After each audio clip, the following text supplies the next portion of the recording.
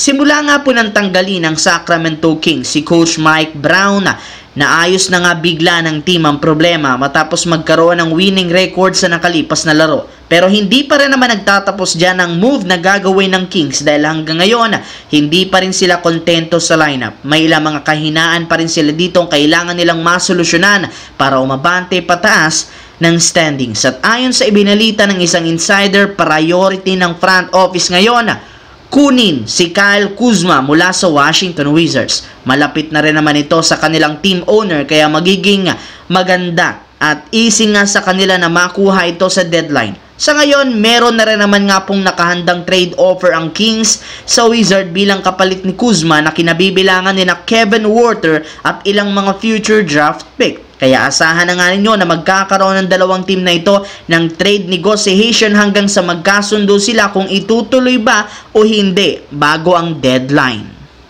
Samantala, bago pa man magsimula ang bakbakan ng Lakers at Golden State, inanunsyo na nga na hindi pa rin dito maglalaro sina Draymond Green, Jonathan Kuminga, habang sa Lakers sina Christian Wood at Rui Hachimura. Sa madaling salita, kahit man sa loob ng Chase Center ang laro, maaga pa rin namang nadihado ang Golden State dahil undermanned nga sila. Pero sa kabila niyan, naging mainit pa rin ang bakbakan ng dalawa sa simula, kung saan pareho nga pong ginamit ng dalawang team ang kanilang advantage. Sa parte ng Warriors, maaga silang nagpaulan ng 3-pointer para makuha ang momentum dahil kay Stephen Curry sa first half. Pero sinagot rin naman ito ng Lakers sa pagsalaksak nila sa ilalim sa pag-arangkada rin naman ni LeBron at Anthony Davis. Nagkatalo lamang sa second half dahil sa magandang perimeter defense ng Lakers kapag pinagsama-sama sina Max Christie, Dorian Finney-Smith at Jared Vanderbilt matapos nilang ma-outscore ang Golden State at hindi pa iskorin si Stephen Curry sa second half na nagresulta ng panalo ng Los Angeles Lakers. Napakagandang improvement ngayon ng depensa mga idol ng Lakers. Samantala, hindi nga po mga idol kagaya ng mga nagdaang buwan, mas maganda nga po ang pwesto at kalagayan ngayon ng Denver Nuggets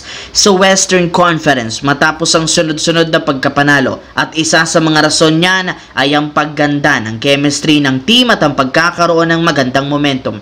Maliban dyan, mismo si Nikola Jokic na nga po ang nakapansin na nakuha na ng kanyang kakampi na si Russell Westbrook ang pinaka-role nito sa team bilang facilitator, scorer at energy guy gamit ang kanyang hustle play sa opensa o depensa. Kita na rin naman niya na mas naging solido nga po ang chemistry ng dalawa sa Nuggets na siyang isa sa mga rason ng kanilang pagkapanalo. Mismong si Westbrook na rin naman ang nagsabi na kabilang sa mga dahilan bakit naging madali para sa kanya na magkaroon ng impact dahil inaalaw siya ng team na gawin kung ano ang mga dati niyang ginagawa noon. Kaya malaki ang kanyang pasasalamat sa mga bumubuo ng Denver Nuggets lalo kay Coach Mike Malone na patuloy nga po siyang pinagkakatiwalaan.